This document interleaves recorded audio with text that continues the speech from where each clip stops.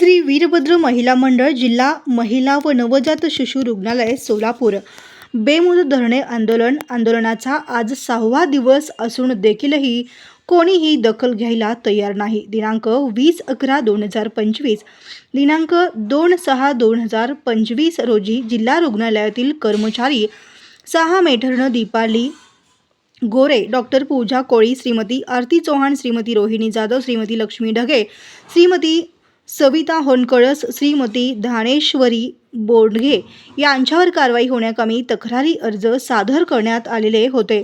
सदरील तक्रारी अर्जावर माननीय जिल्हा शल्य चिकित्सक अधिकारी यांनी दखल घेत दिनांक 24/7/2025 रोजी संबंधित अधिकारी यांना कारवाई करण्याचे आदेश देऊन सुद्धा अद्यापपर्यंत कोणत्याही प्रकारची कारवाई केलेली नाही। अद्यापपर्यंत कारवाईचा अहवाल मिळालेला नाही।